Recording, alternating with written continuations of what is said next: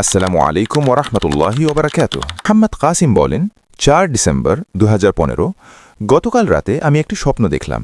আমি হারিয়ে গিয়েছিলাম এবং কোথাও যাচ্ছিলাম। আমি আল্লাহ তালার দরবারে দোয়া করলাম যেন আমাকে শেষ নবী মোহাম্মদ সাল্লাল্লাহু আলাইহি ওয়াসাল্লামের পথে চলার তৌফিক দান করেন। এবং এমন কাজ করতে দেন যা আল্লাহকে খুশি করবে। তারপর আমি একটি বিশাল এবং উঁচু ভবন দেখলাম এবং সেখানে ঢুকলাম। আমি ভবনের ছাদে উঠলাম এবং বললাম, এখন সময় যখন আল্লাহ তাআলা আমার সাথে কথা বলবেন। ঠিক তখনই আকাশ থেকে আল্লাহ আমার সাথে কথা বলতে শুরু করলেন এবং বললেন, কাসেম, আমি তোমার জন্য একটি শক্তিশালী বড় কালো হেলিকপ্টার পাঠাচ্ছি এবং পরে আমি তোমাকে কিভাবে এটা উড়াতে হয় শেখাবো। কিছুক্ষণ পর হেলিকপ্টার এসে পৌঁছায় এবং আল্লাহ আমাকে হেলিকপ্টার ও এর চালনার পদ্ধতি শেখান। আমি প্রথমে ঠিকমতো উড়াতে পারিনি, পরে শিখে সফলভাবে উড়াল দিলাম এবং পাকিস্তান সেনাবাহিনীর কাছে নিয়ে গেলাম। পাকিস্তান সেনাবাহিনী একটি অভিযান শুরু করতে যাচ্ছিল। আমি তাদের সঙ্গে যেতে চাইলাম, কারণ আল্লাহ আমাকে এই হেলিকপ্টার দিয়েছেন এবং শেষ নবী বলেছেন, কাসেম, একদিন মুসলিম উম্মাহ তোমার সাহায্য প্রয়োজন পড়বে।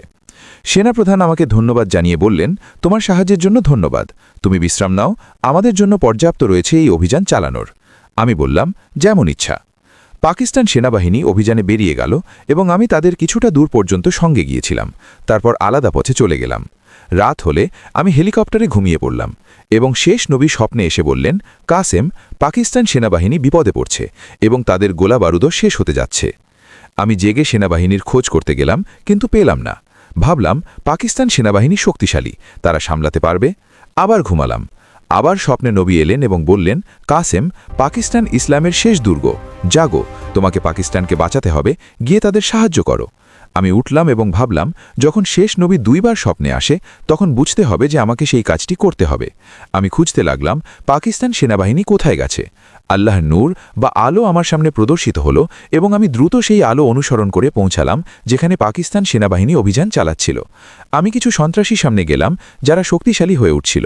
আমি মেশিন গান দিয়ে তাদের ধ্বংস করলাম, যদিও লক্ষ্য ঠিকমতো বসেনি এবং গোলাবারুদ নষ্ট হয়েছে, তবে আমি সবাইকে মেরে ফেললাম।